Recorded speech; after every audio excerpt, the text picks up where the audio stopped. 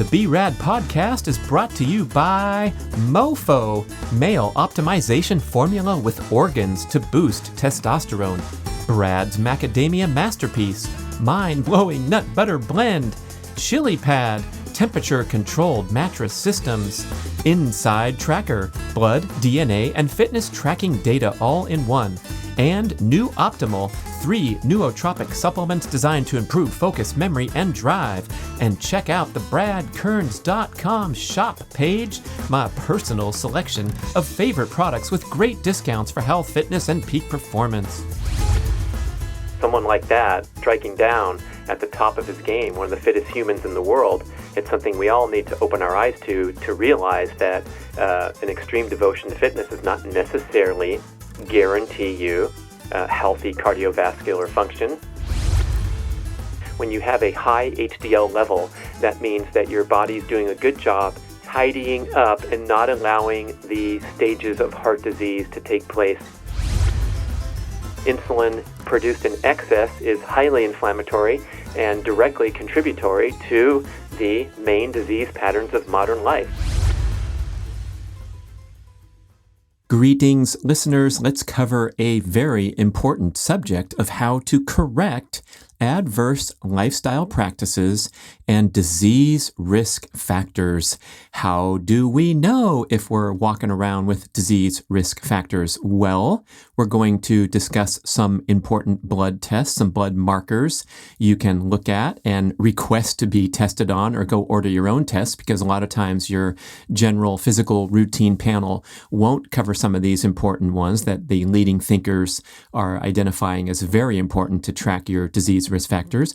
And we'll also cover some subjective factors, like how you feel when you wake up in the morning. And I will say this show is partly inspired by a friend of mine who is very athletic, seemingly healthy, maybe showing a little signs of aging. We're all getting that spare tire around the middle, very common aging identification factor. But generally speaking, very healthy athletic person went in to get one of those body scans you see advertisements on the internet or in the newspaper, and got some very troubling news that he had some clogged pipes and had to go in and get a pretty serious procedure to get a stent or a couple stents put in to get that heart working well again.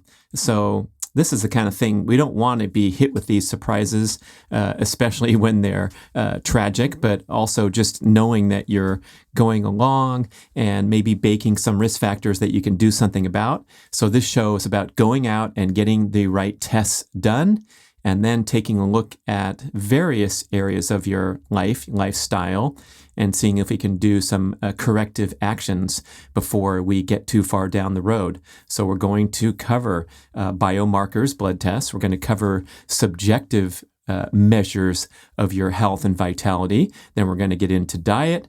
Then we're going to get into body composition, specifically the objective of reducing excess body fat and adding more lean muscle mass, which many experts are contending is the essence of aging gracefully and skating free of the epidemic disease risk factors and patterns that we're seeing in modern life. Then we're going to get into fitness and some exercise protocols that'll really help, that'll be very time efficient and easy for anyone to step up, sign up, and agree to make this sensible and minimal time commitment to really nail the exercise objective as it relates to longevity and health. Then we're going to cover some lifestyle factors. So, fasten your seatbelts. Here we go. But again, we must acknowledge now that the seemingly fit human, or even super fit human, like competitive endurance athletes that I've talked about, a lot of my peers from back in the old days, coming up with heart problems later in life, possibly, very likely due to the extreme exercise patterns that went over and above and beyond the optimization of health into risking health in pursuit of extreme fitness. I was very alarmed to see a recent news headline that this great contemporary triathlete, Tim O'Donnell, number 3 in the world in the Hawaii Ironman back in 2019, suffered a severe heart attack in a race, during a race in 2021. They call it the Widowmaker heart attack because of the almost complete blockage. So it was a really bad deal. He survived completely and is now intending to come back and race again, which seems like a concern from the sideline here as a 39-year-old having a nice long career in the extreme sport of ultra-distance triathlon. But, someone like that striking down at the top of his game, one of the fittest humans in the world, it's something we all need to open our eyes to realize that an extreme devotion to fitness does not necessarily guarantee you healthy cardiovascular function or function in other ways, such as your immune function, endocrine system, all the things that sometimes get compromised when we overdo it. So let's get into it with category number 1. We'll call these biomarkers. And there's so much wonderful technology and opportunity at our fingertips these days for the first time ever. Previously, even to get a blood test, you had to go through the medical portal and actually make an appointment and see a doctor before they would order blood work. Now you can get online, and there's so many great resources. Inside Tracker is a really interesting and cutting edge one because they combine on this beautiful internet portal. When you create an account, they combine your blood work, your DNA testing results, so your genetics, and then also data from a wearable such as a Fitbit. So you can, in one place, see the results of your blood work as reflective of your DNA markers, genetic markers, and then your actual exercise, lifestyle, sleep habits, whatever things that you're tracking with your wearable device. I'm a huge fan of online blood testing, and everything goes into Inside Tracker, even if I obtain the test from other resources such as in the past before I started using it. So it's pretty cool to track this stuff. And again, for pennies, even if your insurance doesn't cover it or you don't want to bother with all that, for pennies on the dollar, I should say, you can go and order blood tests at places like ultralabtest.com or letsgetchecked.com will allow you to do the testing at home. You prick your finger, fill up a tiny vial of blood, and mail it off if you're too lazy or nervous to go into a blood lab. But Ultralab Test is cool because you type in your zip code and you can go to the nearest lab. You show up fasted with a piece of paper that you printed out. I'm paying, $30, $40, $50 to do a testosterone panel, and I do that repeatedly. I'm tracking the male hormones as my primary interest, knowing that my complete blood work is looking pretty good. I do that less frequently, right? So whatever I want to choose, they have monthly specials and all kinds of things where you can peruse and look at all the values that are of interest to you. Now, if something comes up outside of the normal range, or you do some research and realize that your historic pattern is here and you're concerned, then of course you can go and should go and seek expert medical advice. But this self-quantification, I think, is a wonderful breakthrough where we can kind of check the results of our lifestyle behaviors. Also should be in this category prominently is the ability to now slap on a continuous glucose monitor, a little patch that goes on your arm. I've had great shows with Kara Collier and Molly Downey of Nutrisense.com, Nutrisense. And if you go to bradkearns.com shopping page, I have a $25 discount if you want to sign up. And what a great service it is. You sign up for a 2-week stint or longer. You can go for 2 months, 6 months, whatever. They will send you the kit. You slap this little device, this little sensor onto your arm. And then with your smartphone, you can check your glucose in real time at 15-minute intervals, 24 hours around the clock. And so you can see how your body responds to meals, to fasting, to workouts, and look for ways to optimize your glucose health status. So we're familiar with the fasting blood glucose test that maybe you get once a year at your annual physical exam. You can also buy the little devices and prick your finger and get your fasting blood glucose anytime. And I actually use one of those as well.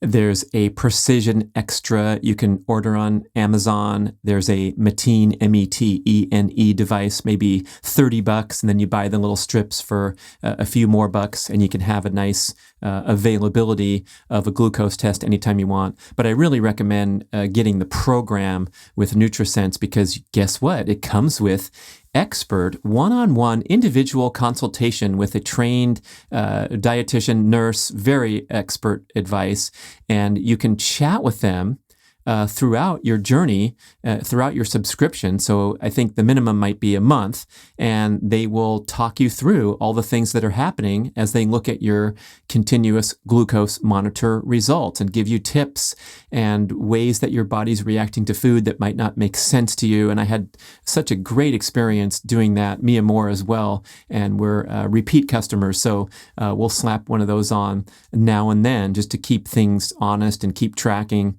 Boy, it's just really great to take to the next level from this occasional fasting blood glucose number to looking deeply at all the factors that affect blood glucose that believe to be a portal to your overall metabolic health status. So I should also mention that fasting blood glucose, overnight fasted, whatever, 12-hour fasted is one marker, but there's also this concept of glucose variability and your ability to tightly regulate glucose after meals. So we want to see not only your fasting morning blood glucose and keeping that under 100 is the goal. If you're over 125, you're now classified as pre-diabetic. I think that number has bumped up a little bit because so many people are trending in that disturbing direction. So we want to shoot for optimal, which would be under 100 routine fasting blood glucose level. But we also want to see what happens in the 2 hours after consuming a meal and your ability to bring it back down to a good average. So really, we have three important glucose health markers. One is the fasting glucose number. The other one is the glucose variability throughout the day, throughout 24 hours, throughout a week, throughout a month. And we want to have a lower standard deviation there, meaning that we don't want to be spiking up and down all over the place. We want to be pretty good, really good at regulating those numbers where we're going to get a spike after a meal. We're, of course, going to get a spike during and after a workout. That's an optimal, a desirable spike in blood glucose because you're throwing energy into the bloodstream so you can complete the set or complete the sprint workout.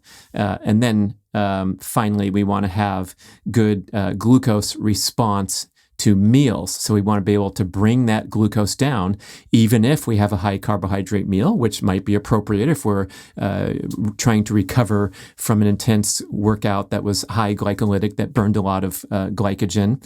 So all that stuff gives a much bigger and more comprehensive picture of your health status than just tracking fasting blood glucose. Quick example, someone who's even in pre-diabetic, poor glucose status might wake up in the morning and have 100 on their reading because they've been going up, down, the hypoglycemic response because the person's not healthy and good at controlling blood glucose. They might be having those low periods, and they eat a candy bar, and then it goes back up high, and then they prick their finger and it says 100 and they think they're healthy. So we want to look at all three of those. Strongly recommended to go do the NutriSense program. Even if you only sign up for a month or 2 months, you'll get so much advice and consult directly one-on-one on your results from the nurse dietitian that you can take that and run with it for long periods ahead in the future. Okay, that's enough about the glucose testing. And then when you're going in and getting your blood tests, I am strong on the male hormone status because there's so many variables that affect it, right? So I want to make sure that my numbers are in the good historical range. And I want to see things in the optimal zone rather than the average zone. So we should have some commentary thrown in here at this time when you're looking at blood values and the ranges provided by the standard laboratories, we are talking about a pretty pathetically unhealthy average population.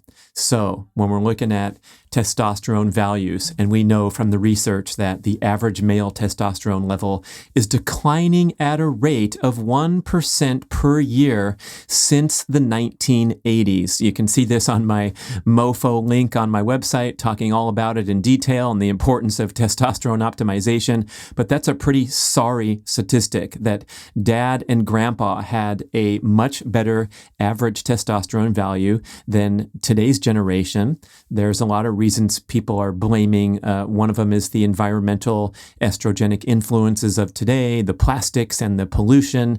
But we also have these adverse lifestyle practices of not getting as much sleep as dad or grandpa did.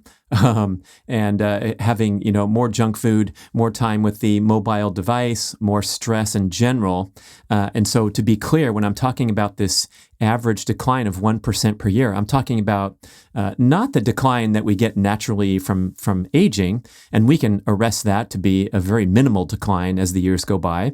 The average is about 2% decline per year, but we can cut that down to like 0.4% if we do things right. So in other words, when you're 30, you can expect to have a certain testosterone level. And then when you're 40, 50, 60, it's going to decline, but it can be really gradual and minimal. Or if you had worse lifestyle habits when you were younger, such as I did, because I was training at such an extreme level and traveling so much when I was a professional triathlete, that my serum testosterone levels were vastly lower than they are today as a guy in his mid-50s. So in my physical prime, supposedly ages 20 to 30, that's the years that I was racing and training like crazy, my typical serum testosterone values were between 200 and 300, and today they're between 700 and 1,000. So the difference coming from a more balanced fitness program, not the extreme and exhausting fitness program is the main one, and also eating better and doing everything I can to optimize testosterone, even though I'm past those peak physical years. So again, you can arrest that age-related decline in testosterone, but what I'm talking about here with the research, is that age for age. So when grandpa was 43, when dad was 43, and when you're 43 today in 2021, for example, right, they were significantly higher on average at the same age back in the 80s, back in the 90s versus here in 2021. And this is research from around the world. There's studies from Japan, United States, Denmark, prominent studies showing that the average 24-year-old today, the average 44-year-old today is just dropping at an accelerated rate. So that's what I test all the time. They know me in the blood lab down the street. I'm like, yep, it's me again. And they draw a few vials, and I go home and go about my busy day. But I have a good body of results here to track to make sure, hey, if I deliver one or two adverse test results where I'm down from the previous ones, I can look and see, hey, am I in an overtraining pattern? Am I getting enough sleep? And take corrective action. So I strongly recommend, if you're an athletic type, if you're healthy, if you've gotten a clean bill of health on your most recent comprehensive blood panel, your heart disease risk factors and other things are okay, you can still go in and kind of do this optimization, health optimization testing of things like the male hormone panels. Now, when it comes to doing the comprehensive results, of course, you want to get those complete blood panels at least once a year, where they're looking at your lipid profile, that's your heart disease risk factors, things like the cholesterol levels, triglycerides, and complete blood count, looking at your immune function, liver enzymes, all those kind of things. And for the most part, you can get your report back and look to see that things are in the normal range. Anything out of the normal range, you're going to discuss those with your physician, right? But I want to pay particular focus on the heart disease risk factors, especially with the leading thinkers trying to sort out the story and the misunderstanding that we have here around cholesterol. And we've been programmed to believe by so many resources and experts contending that there's the good cholesterol, HDL, and the bad cholesterol, LDL. And this has now been seen as an extreme oversimplification and distortion of the cholesterol story.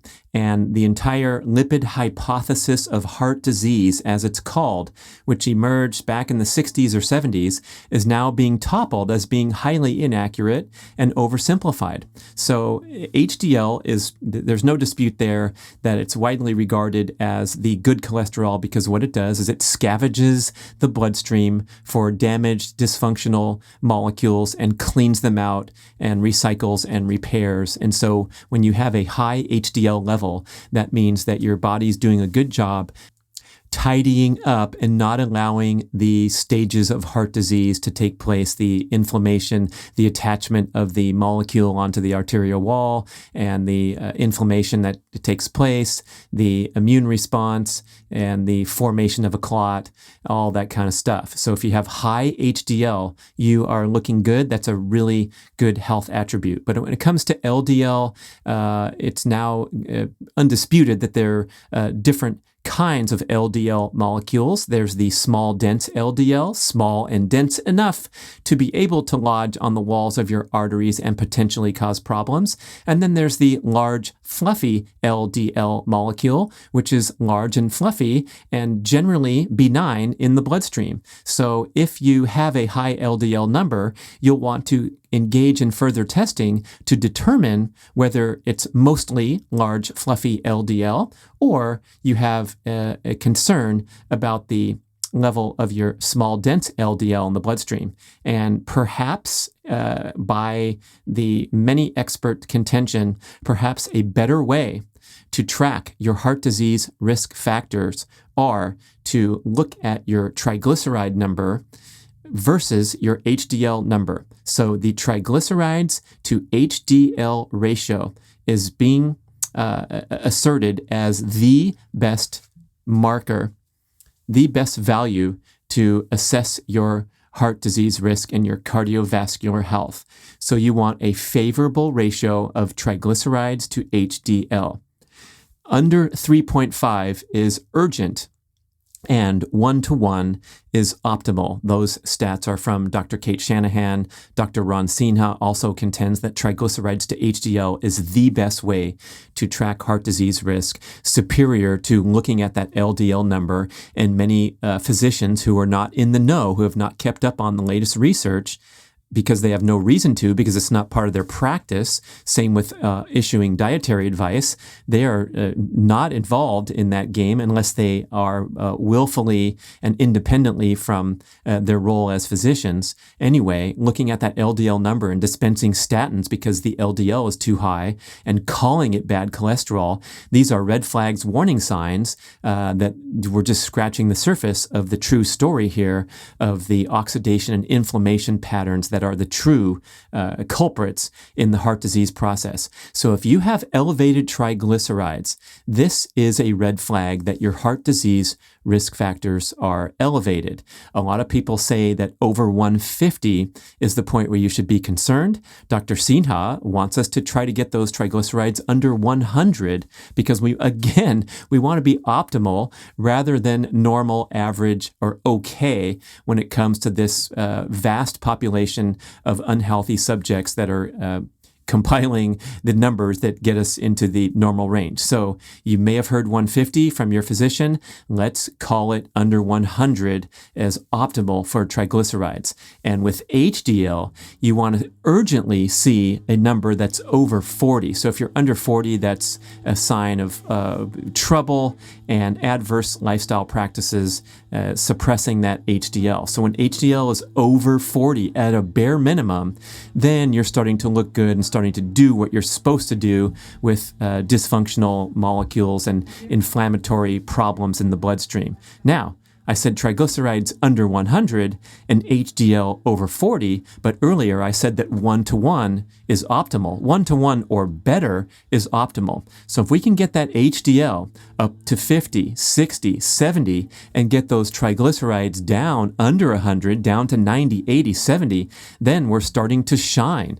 Some people, like my mother, has HDL over 100, the highest ever seen by many people who have seen those blood results. So she's looking fantastic with that high HDL number.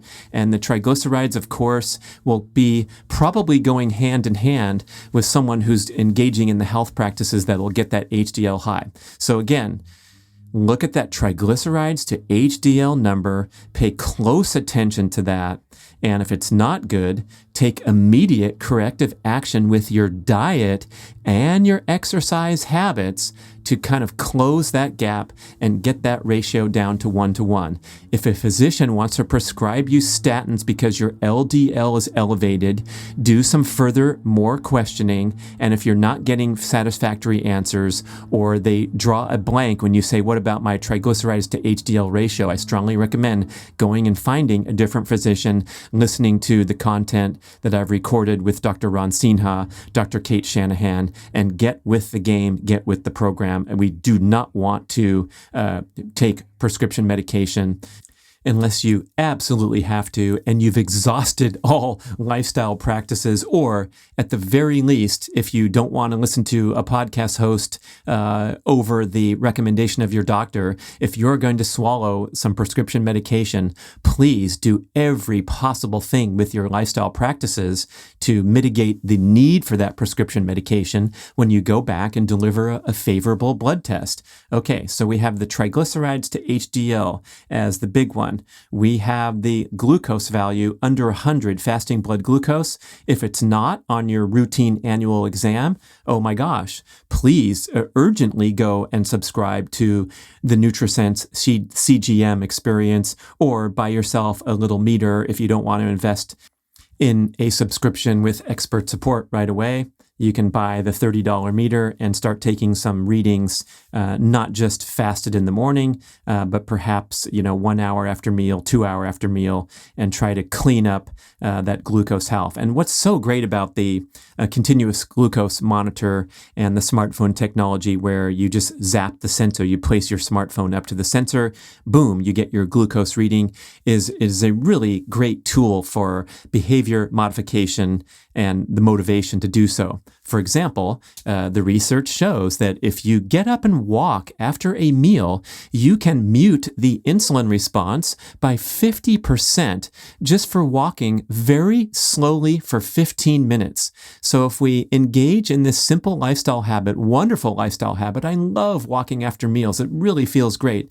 If you can get up and walk a bit, you will see in real time on your smartphone the effect of that on your glucose versus the previous night when you sat around or immediately started watching TV after dinner. And so that'll kind of keep you focused and motivated, as opposed to just learning the information concept, hey, walking after a meal mutes the insulin response by 50%. Isn't that interesting? You say as you're watching TV. So boy, zapping it and seeing those numbers, it really works out well. Mia Moore had an incredible experience with their first stint with the CGM because we happened to slap that thing on, and then we did a bunch of hiking over the ensuing 2 weeks, and her numbers went from iffy at the start to exceptional in 2 weeks. Okay, so if she was in the medical system and coming in with a fasting blood glucose level that was too high, they would possibly consider this person for prescription medication, and then lo and behold, 2 weeks later, she's getting top scores. And that was thanks to a lot of hiking. But again, you can kind of take control of your own health, see the results of your lifestyle practices, and that will really, really keep you focused, I think. Okay, here's some other numbers and important test values to look for.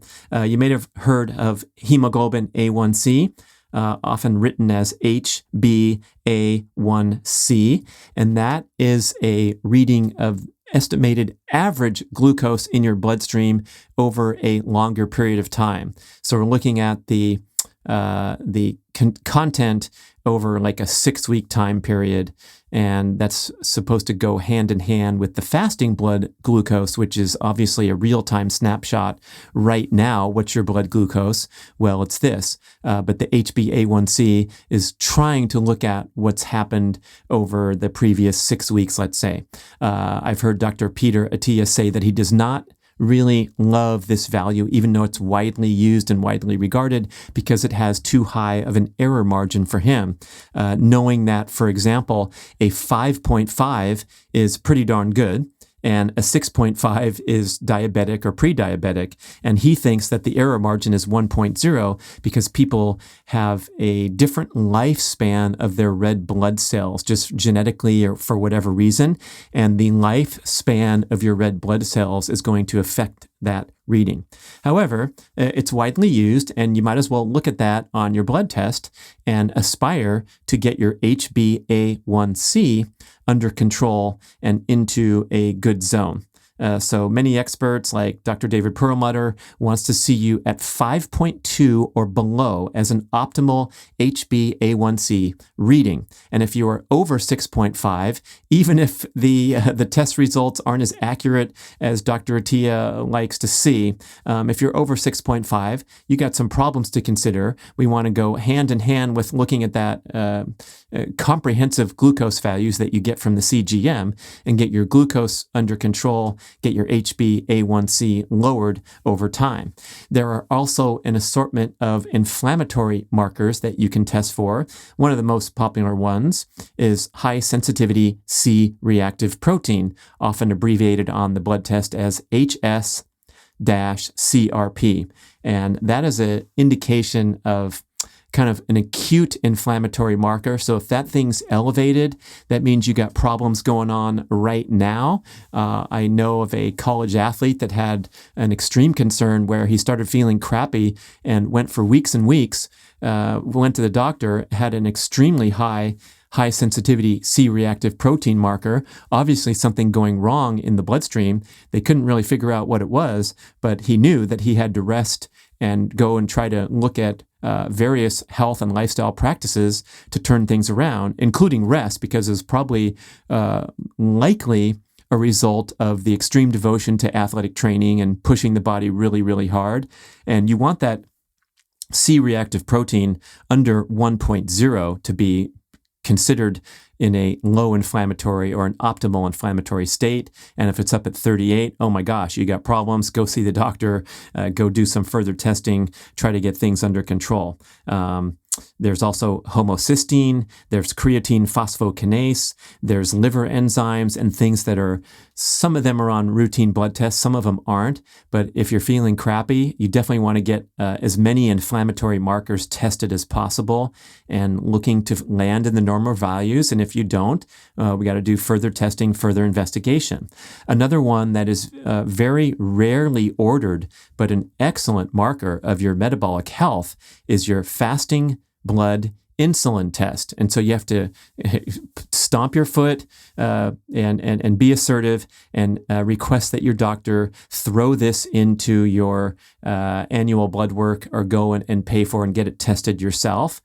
So fasting insulin believed to be a strong indicator of how well you are eating and whether or not you are overproducing insulin like most modern citizens that eat the standard grain-based high carbohydrate diet and produce too much insulin. Insulin produced in excess is highly inflammatory and directly contributory to the main disease patterns of modern life, which would be metabolic syndrome, type 2 diabetes, all that nonsense that we can easily steer clear from when we modify our diet. So if you have a high fasting blood insulin, you are in the category of adverse health and lifestyle practices, immediate correction necessary. Under 3 is a great result. That means you are a fat-adapted, healthy eating, active person. And if you are under 14, it's absolutely essential. If you're over 14, we got big problems and we need to have a complete dietary overhaul. There's also a test called ApoB, apolipoprotein B100, and the ApoB tests for your genetic risk factors for heart disease.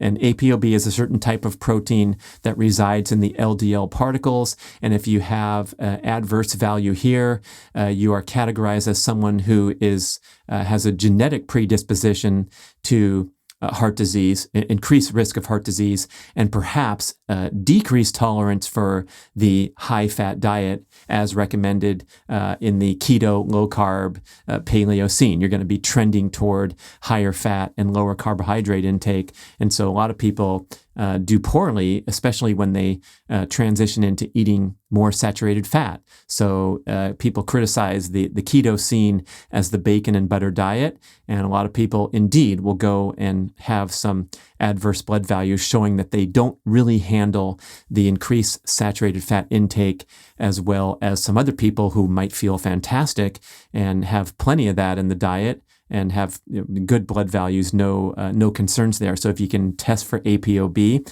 that will give you a nice indicator. And the functional medicine physicians, the advanced people, can really go to town with some of these testings to make sure that a dietary change that you do make goes well with your genetics. Vitamin D is another one, which unfortunately, the mainstream medical scene and the normal values are disturbingly low for the comfort level of the true vitamin D experts, vitamin D advocates. I recommend an excellent book called The Vitamin D Solution by Dr. Michael Holick, and he describes in detail why you want to be well over the 30 nanograms per milliliter that is widely regarded as normal or okay. So when your doctor comes in with your blood test result and says, everything looks good, your vitamin D is 31, so that's normal, and go on, have a nice life, these are the things you want to second guess when you get deeper into it with the world's leaders. Dr. Phil Maffetone, also big on this. I proudly remarked to him one time that my vitamin D was 55 or something that was nice and high. And he goes, I want to see you up at 75. I'm a little concerned there about your 55. And so, as you may know, vitamin D comes mainly from sun exposure, predominantly from getting enough summer sun, very minimally by comparison from diet or from supplementation. And supplementation can be an excellent idea if you are sun challenged or dietary challenged. And so going through the winter, popping some vitamin D pills might be one of the best and most valuable supplements to take, because arguably almost all of us are sun challenged in comparison to our ancestral experience of health and being out in the sun all day as we evolved as humans. And so now when we're inside, when we live at a latitude that's disparate from our ancestry, right? If you're a dark-skinned heritage and you live up in Scandinavia, you are at an extreme disparity and have an extremely high risk of vitamin D deficiency.